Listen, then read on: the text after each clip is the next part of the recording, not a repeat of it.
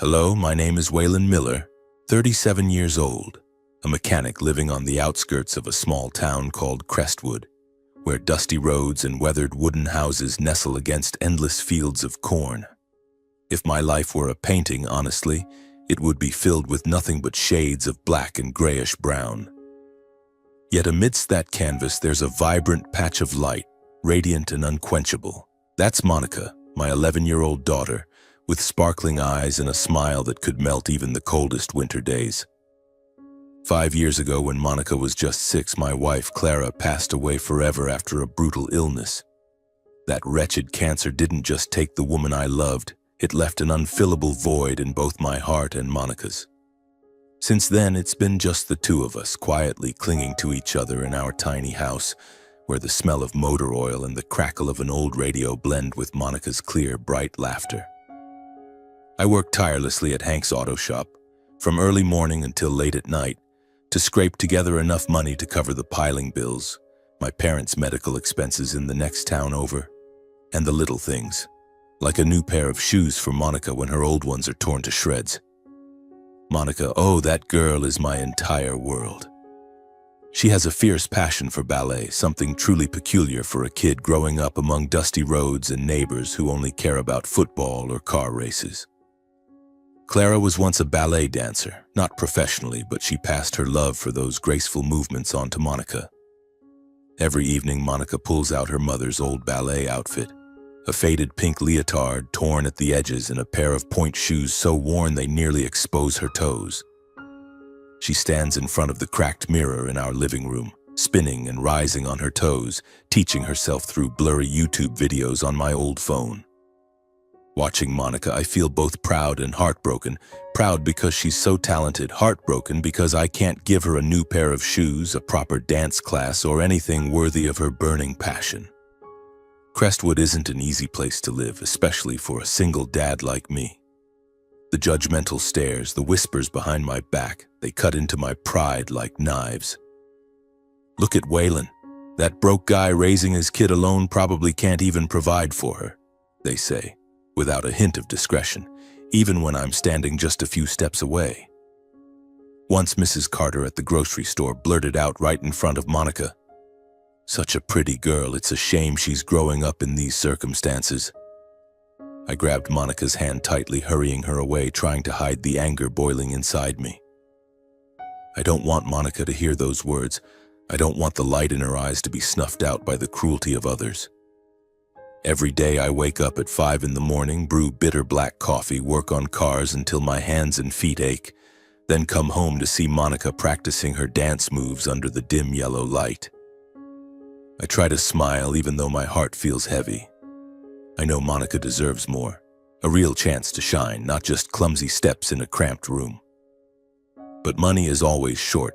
Bills keep coming, and my parents, whom I still send money to every month for their medications, never ask much about us beyond complaining about their health.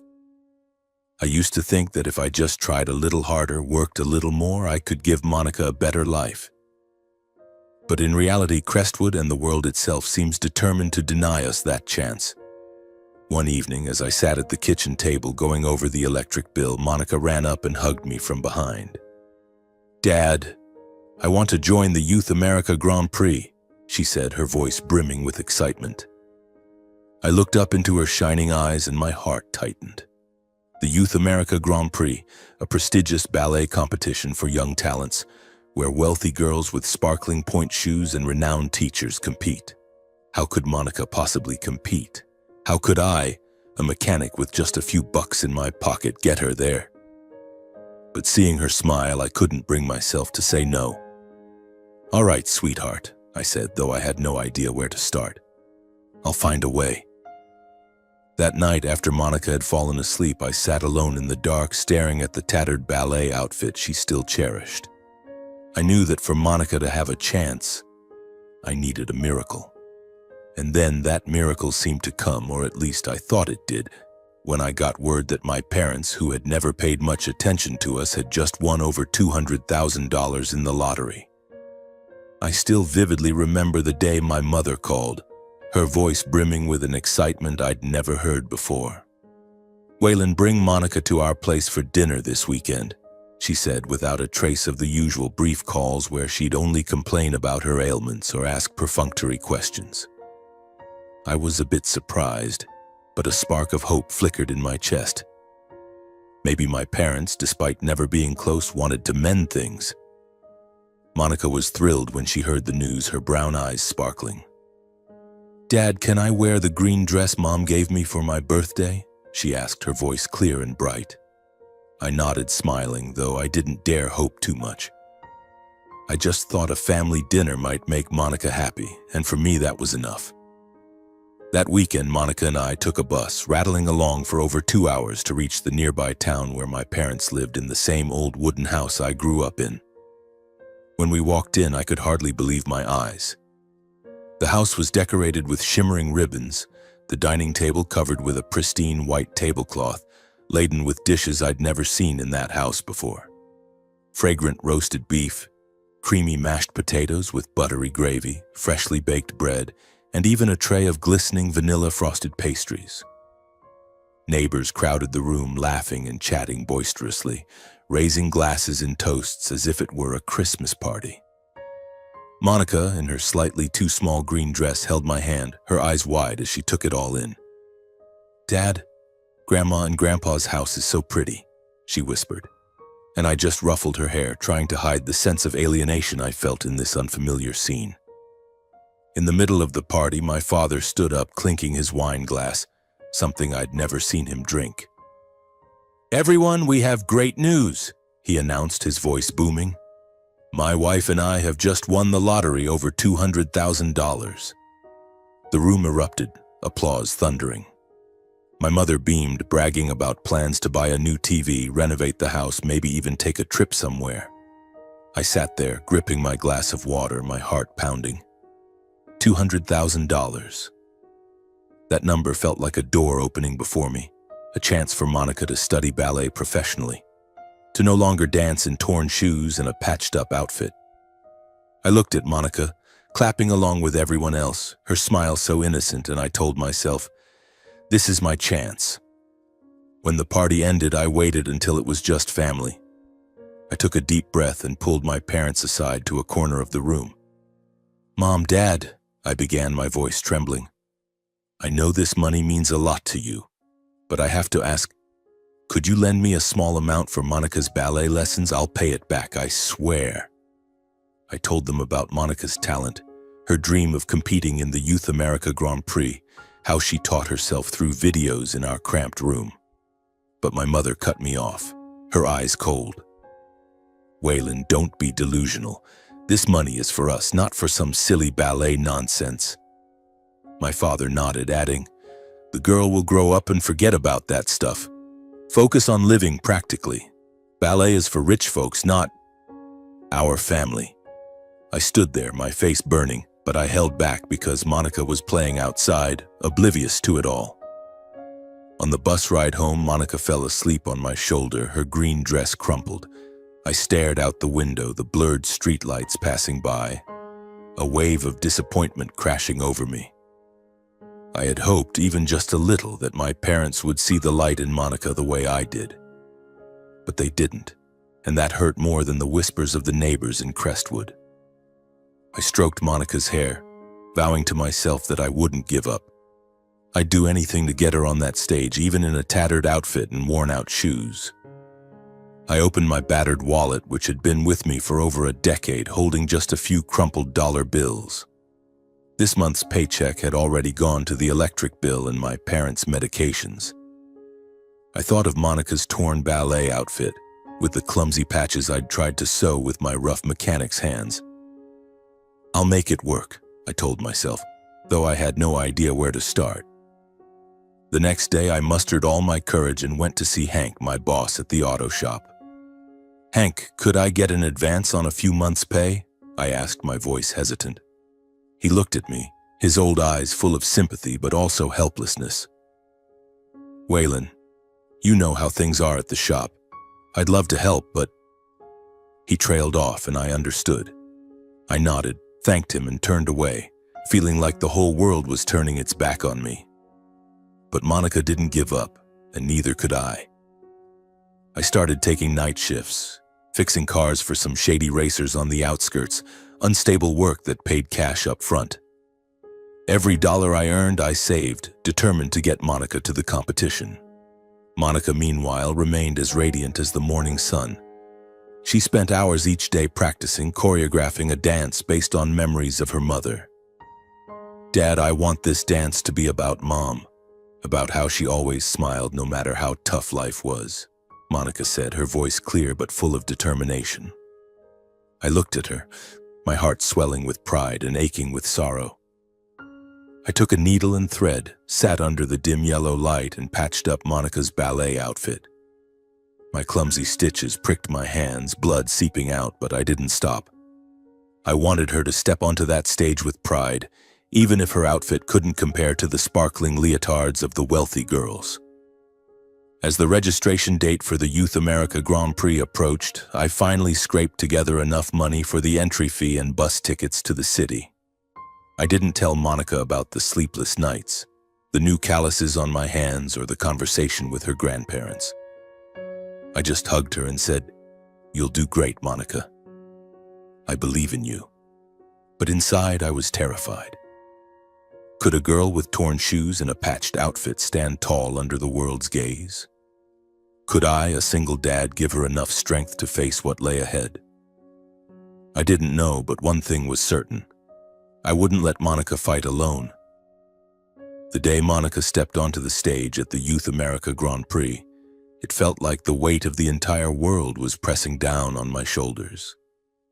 We had arrived in the city on an overnight bus, Monica clutching her old canvas bag that held her patched-up ballet outfit and point shoes so worn they nearly exposed her toes. She sat beside me, her eyes shining brightly, quietly rehearsing the steps of her self-choreographed dance, completely unaware of the judgmental stares waiting to scrutinize her. I, on the other hand, knew exactly what we were walking into. A world that didn't belong to us, a world of sparkling leotards, pristine satin shoes, and girls trained by renowned dance instructors. But when Monica squeezed my hand and said, "Dad, I'm not scared," I could only nod, though my heart was pounding as if it might burst.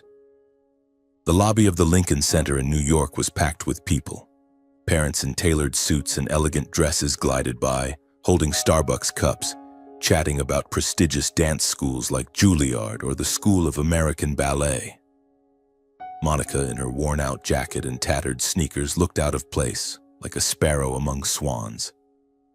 I led her to the dressing room where other competitors were primping in front of mirrors. Their ballet costumes glittered under the lights, adorned with rhinestones and sequins, while Monica's outfit, the faded pink leotard that once belonged to her mother, looked like something from a thrift store. I noticed a few girls glancing at Monica, then whispering to each other, smirks plain on their faces. One mother, with her hair in a high bun and pearl earrings, passed by and remarked, "Good heavens, what kind of outfit is that? It looks like it's from the last century." I gripped Monica's hand tighter, trying to shield her from those venomous words. But Monica kept smiling, focused on her upcoming performance, unbothered by the disdain around her. Before she went on stage, I comforted her, saying, "I'll be sitting in the back row. If you feel uncomfortable at any point during your performance, you can run down to me." The semifinals began. One by one, the competitors took the stage, performing classical and contemporary ballet routines with polished technique and professional poise. Monica waited backstage, her face radiant but her hands trembling slightly. When her name was called, she stepped onto the stage, her patched outfit glaringly obvious under the bright lights, my clumsy stitches practically screaming that we didn't belong here. I sat in the back row, clutching the competition program, hearing the murmurs from the crowd. "Where did that poor girl come from?" a voice said somewhere nearby. "Look at that outfit, probably sewn at home." Another person snickered, "This is the Grand Prix, not some village talent show." Each word cut into me like a knife. I wanted to stand up, shout in their faces that Monica was my daughter, that she was more talented than they could ever imagine. But I held back, because this was Monica's moment, not mine. Then the music started, a gentle piano piece Monica had chosen, saying it reminded her of her mother. Monica began to dance, and I forgot everything around me. She spun, rose on her toes, her slender arms reaching upward like wings. Her dance wasn't perfect, lacking the polished techniques the other competitors flaunted, but it had soul. Every step told a story. The story of Clara, of tough days, of a little girl's love for her mother. My eyes stung, not from sadness, but from pride. Monica wasn't just dancing. She was pouring her entire life into every movement. The audience, however, didn't see it that way. When Monica finished and took her bow, the applause was sparse, mixed with stifled giggles. A group of parents near me whispered loudly, "Self-choreographed? Sounds like a joke." I clenched my fists, my nails digging into my palms, trying to keep my anger from boiling over. Monica ran down from the stage and hugged me, her face glowing. "Dad, I did it. I didn't miss a single step." I hugged her tightly, whispering, "You were amazing, sweetheart." But deep down I knew she'd heard the mocking comments. Her eyes still sparkled, but I saw a flicker of something. Not fear, but a determination stronger than ever. The results were announced that evening. Monica made it to the finals, something no one, not even I, had expected. The judges in their notes called her performance raw but deeply emotional, an unpolished gem. I hugged Monica, tears streaming down my face. But the joy was fleeting. I knew the finals would be even more unforgiving, and Monica would face even harsher scrutiny. I looked at her, still holding my hand tightly, and wondered if I had the strength to protect her from this world, or at least to help her become strong enough to face it herself. After all the days of anticipation and waiting, the final round of the competition finally arrived. It was April, springtime in Tampa, Florida. Monica and I arrived at the David A. Straz Jr. Center for the Performing Arts, a magnificent venue that left me in awe. The imposing building with its white columns, shimmering glass under the sunlight, and a grand lobby that felt like a palace. This was where the Youth America Grand Prix finals were held, where Monica, my 11-year-old daughter in her patched-up ballet outfit, would stand among talents honed by prestigious dance schools. I held Monica's hand, feeling the slight tremble in her small fingers, but her brown eyes still sparkled, as if nothing in the world could make her falter. Monica had already achieved a miracle by advancing past the semifinals in New York. That day, when her name was called, I hugged her tightly, tears streaming down my cheeks. I could hardly believe that Monica, with her worn-out point shoes and self-choreographed dance, had surpassed hundreds of professionally trained competitors. But the finals in Tampa were a different challenge. Her rivals were girls with flawless technique, trained by top instructors, wearing leotards adorned with glittering jewels. In the dressing room, I watched Monica tie her black hair back with an old elastic band, her mother's faded pink leotard still showing my clumsy stitches. I wanted to say something to encourage her, but my throat tightened. "Dad, I'm going to dance my heart out," Monica said, her smile radiant like spring sunshine. I could only nod, hugging her, trying to hide the anxiety gnawing at me. The stage at the Straz Center was breathtaking, with dazzling lights and rows of audience seats stretching endlessly. I sat in a distant row, clutching the competition program, hearing the familiar murmurs from the crowd. "That girl's wearing that ragged outfit again," a voice remarked somewhere nearby. "It's like she's trying to draw attention," another whispered. I bit my lip, trying to ignore them, but each word stabbed at my heart. Monica stepped onto the stage, small but defiant, her worn point shoes creaking on the wooden floor. The music began, the gentle piano piece she had chosen, saying it reminded her of her mother. Monica started to dance, and I forgot everything around me. Monica's dance was a story. Every step, every reach of her arms, every spin was a piece of memory about Clara, about the tough days in Crestwood, about a little girl's love for her mother. She didn't have the flawless technique or the polished moves of the other competitors, but she had soul. I saw the audience fall silent, a few people leaning forward, wiping their eyes. Monica finished her dance with a pause. Her arms spread wide as if embracing the entire world, and I leapt to my feet, clapping until my palms stung. But the audience's applause was sparse, mixed with cold stares and murmurs. It had emotion, but the technique... Oh my. A mother near me shook her head. I wanted to scream, to tell them that Monica had taught herself, that she had overcome the world to stand here. But I just sat down, holding my head, trying to hold back tears. The results were announced that evening. Monica didn't win. The first prize went to a 13-year-old girl from a prestigious dance school in Boston, whose performance was choreographed by an instructor who had worked with the American Ballet Theater. Monica stood quietly beside me, still holding my hand. Her smile faded but not gone. "Dad, I danced for Mom," she said, her voice soft but steady. I hugged her, tears rolling down my cheeks. "You were the best, sweetheart," I whispered, though my heart ached like it was being torn apart. I knew she deserved more, but this world didn't judge talent by heart. They demanded technique, perfection, things a mechanic like me couldn't give her. But then something miraculous happened. As we left the stage, a group of reporters surrounded Monica and me. A woman with a sparkling microphone asked, "Monica, can you tell us about your dance? And this outfit, what does it mean to you?" With the innocence of an 11-year-old, Monica shared about her mother, how she taught herself ballet through YouTube videos, and the outfit her dad had patched up from her mom's old leotard. I stood beside her, trying to keep my voice steady as I spoke about the grueling months, Monica's dream, and the judgmental stares in Crestwood. I hadn't expected our story to touch so many hearts. The next morning, as early sunlight filtered through the thin curtains of the cheap hotel room we'd rented in Tampa, my phone buzzed incessantly as if it might leap off the table. I glared at it, thinking it was probably just messages from Hank asking if I could cover a night shift. But when I opened the screen, I saw dozens of notifications from unfamiliar names, emails, and texts from unknown numbers. One headline caught my eye from a news app. "Poor ballet girl captures audience's hearts at Youth America Grand Prix" in the Tampa Bay Times. I clicked, and there was Monica's picture, standing on the Straz Center stage in her faded pink leotard, arms spread wide, eyes blazing. My throat tightened as I read.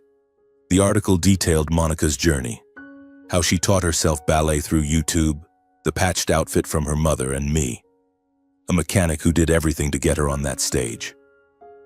I called Monica, who was sitting on the bed watching her performance video on my old phone.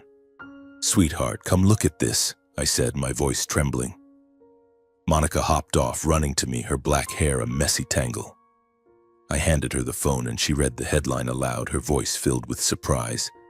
"Poor ballet girl. Dad, they wrote about me." She kept reading, her brown eyes wide, then suddenly hugged me tightly. "Dad, they say you're a hero. They say I made people cry." Monica laughed, but I saw her eyes glisten, not from sadness, but from something bigger, as if she'd just realized she wasn't invisible to the world. I opened the X app on my phone and my heart nearly stopped. Thousands of posts mentioned Monica with the hashtag #, Tampa Ballet Girl, spreading like wildfire. One user wrote, "This girl is proof that talent doesn't need money." Another shared, "Her dad is the real hero, doing everything for his daughter's dream." There were even short videos from the Straz Center audience capturing Monica's dance, with comments like, "I cried watching her perform."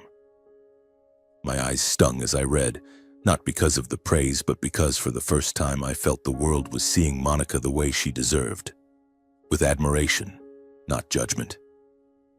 Then a call came from an unknown number. A gentle voice introduced herself as a representative of a Tampa charity, saying they'd read our story and wanted to sponsor Monica. "We want to help her train professionally," the woman said. I sank into a chair, my hands shaking so much I nearly dropped the phone. "Thank you," I mumbled, at a loss for words, but that wasn't all. A few days later, an online crowdfunding campaign called Monica's Dream Fund was launched. I couldn't believe my eyes as the donations grew. $10,000, then $50,000, then $200,000. Within 3 weeks, it reached $950,000. I checked my bank account, watching the balance soar like a dream. Sitting in our small Crestwood house, staring at the numbers on the screen, I cried for the first time in years. Not from pain, but from a relief that felt like a mountain had been lifted from my shoulders. I called Monica from the living room where she was practicing under the dim yellow light, her worn point shoes still creaking. "Sweetheart, come here," I said, trying to keep my voice steady. Monica ran over, sweat beading on her forehead. I showed her the bank account, explaining that the world had come together to help her. Monica stared at the screen, then at me, her mouth open, speechless. "Dad, is this real? Will I really get to study ballet?" she asked, her voice breaking. I nodded, hugging her tightly, feeling the warmth of her small body. "See, Monica," I whispered, "the whole world is behind you. You've done something incredible." Monica hugged me back, her tears soaking my shirt, but she was smiling, a smile as bright as Tampa's sunshine, as if all our struggles had melted away. That evening, Monica and I sat on the sofa, eating pizza from a nearby shop, a luxury for us. Monica talked about the New York dance school she dreamed of, new ballet shoes and learning moves she'd only dared watch on videos. I listened, feeling my heart lighter than ever.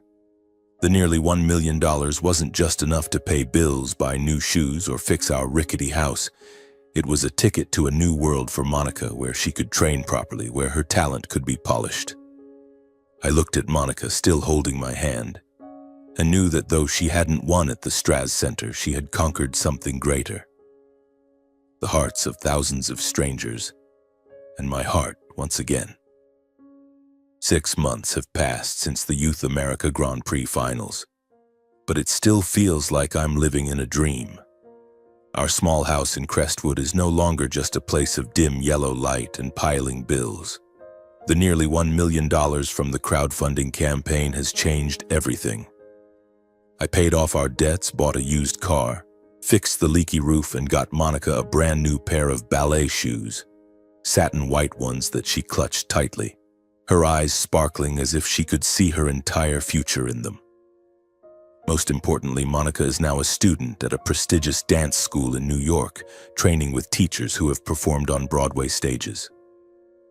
Every few days, I drive over 2 hours from Crestwood to pick her up from dance school. Watching Monica spin in the studio with increasingly polished movements, I feel an overwhelming sense of pride and joy. She still smiles, still carries that innocent spirit, but now there's a newfound confidence I'd never seen before. But not everything is rosy. One afternoon, as I sat in the kitchen reviewing the final bills before transferring more money to Monica's dance school, the doorbell rang. I opened the door to find my parents standing there, the two people I'd almost forgotten after they refused to help Monica during that lavish party at their house. My mother, her hair grayer than before, wore a worn-out sweater, no longer exuding the glamour of their lottery-winning days. My father stood behind her, silent, his shoulders hunched as if carrying the weight of a century's exhaustion. "Waylon," my mother said hesitantly, "can we talk for a bit?" I invited them in, but my heart felt cold. I still remembered that day vividly, when they bragged about their $200,000 lottery win, mocked Monica's ballet dreams, and told me to live practically. They sat on the sofa, and my mother began to explain. The lottery money was gone. They'd bought a new TV, renovated the house, traveled a few places, and spent as if the money would never run out. Now they were back to being broke, drowning in debt, and they had come to ask for my help. "Waylon, you have money now, don't you?" my mother said, her eyes avoiding mine. "Just a small amount to help us through this rough patch." I looked at them, feeling as if a boulder was pressing on my chest. I remembered the sleepless nights fixing cars, the times I stitched Monica's ballet outfit with bloodied hands, the neighbors' mocking words, and how my parents turned their backs when I needed them most. "Mom, Dad," I said, my voice calm but firm. "I asked you to help Monica, just a small amount so she could have a chance. You refused. Now I have to focus on Monica, on her dreams." My mother burst into tears. My father bowed his head, but I didn't waver. I wasn't being selfish, but I'd learned that gratitude and support must go both ways. They left as quietly as they came, and I closed the door feeling both heartbroken and relieved. Monica, meanwhile, was transforming every day. At her dance school, she learned techniques she'd only dreamed of through YouTube videos. One day, I watched her perform a pas de deux with a classmate, her feet gliding effortlessly across the wooden floor. After practice, she ran to hug me, talking excitedly about new moves, her strict but dedicated teacher, and her new friends at school.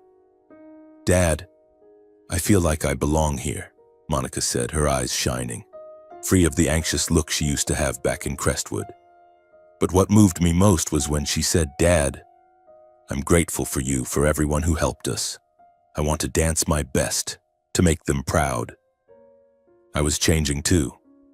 Before, I always tried to shield Monica from judgmental stares, thinking that if I kept her close, the world would be less harsh. But through this journey, I realized that what Monica needed wasn't protection, but the chance to shine. I became more open, no longer angry at the scrutinizing looks in Crestwood. When neighbors began to look at Monica with admiration, when they stopped me at the grocery store to ask about her, I no longer felt bitter.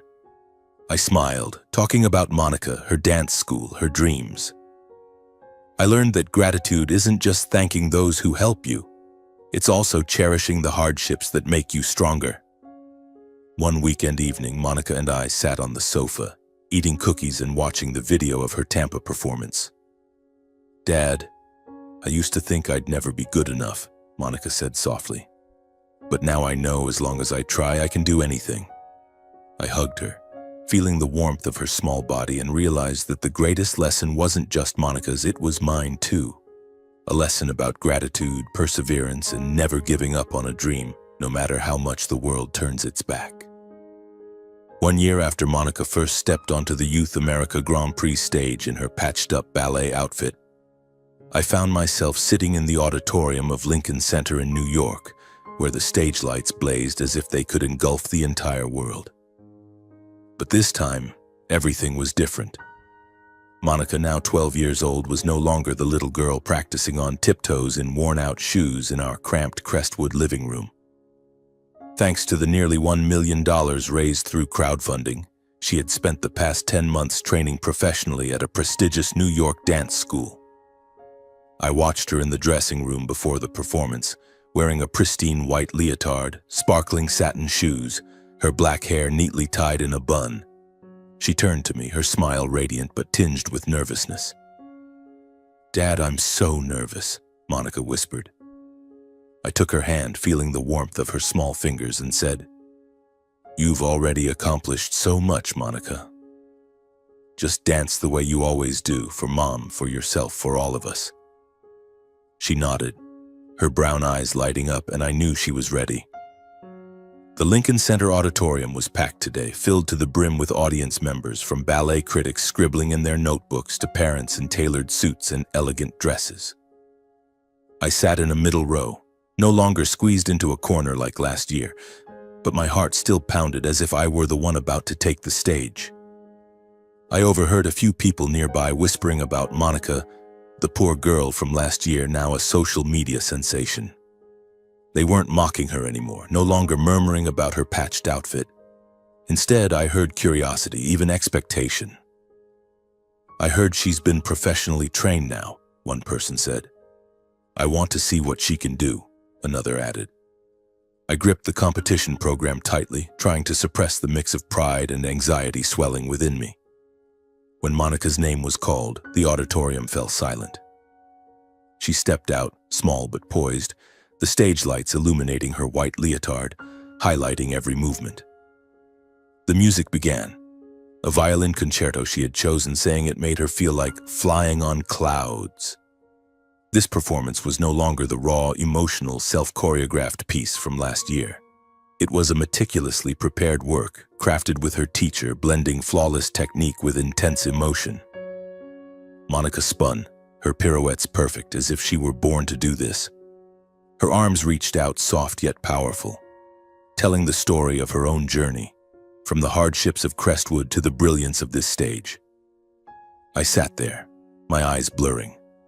Not from sadness, but because I saw Clara in every step Monica took. Her smile, her resilience, her love for ballet. When Monica finished and took her bow, the auditorium erupted in applause, no longer sparse, no longer mixed with whispers. The applause was thunderous, prolonged, and I leapt to my feet, tears streaming down my cheeks. Monica looked toward me, her smile as bright as the sun, and I knew she had achieved something the world could never have anticipated. The results were announced at the end of the evening. When the judge called out Monica Harper for first place, I could hardly believe my ears. Monica ran to me sobbing, and I hugged her tightly, whispering, "You did it, sweetheart. I'm so proud of you." The auditorium still echoed with applause, and for the first time I felt this world truly belonged to Monica. The prize wasn't just a gleaming trophy. Monica received a full scholarship to the School of American Ballet, one of the most prestigious dance schools in the world. It was a ticket to pursue her dream of becoming a professional ballerina, a dream that, a year ago, I thought was nothing but a fantasy. When we returned to Crestwood, the town seemed to come alive. Neighbors who once whispered behind our backs now greeted me with warm smiles, asking about Monica, even bringing cookies to our house to celebrate. Mrs. Carter from the grocery store pulled me aside and said, "Waylon, that girl is Crestwood's pride." I smiled, no longer bitter, only grateful. Grateful for the community, for the strangers who believed in Monica, and for Monica herself, who taught me that talent and perseverance can overcome any barrier. Monica has now begun a new chapter in New York, living in the dance school's dormitory, but every weekend she calls home, telling me about new lessons, new friends, and even moments of homesickness. I drive to visit whenever I can, bringing the cookies she loves, sitting in the studio to watch her dance. Every step she takes is a testament to the journey we've been through, from the tough days, the judgmental stares, to the brilliance of the Lincoln Center stage. I know Monica's path ahead will still hold challenges, but I also know she's strong enough to face them all. As for me, I'll always be here, the most steadfast father I can be, so Monica can soar high and far, like the wings she's found on that stage.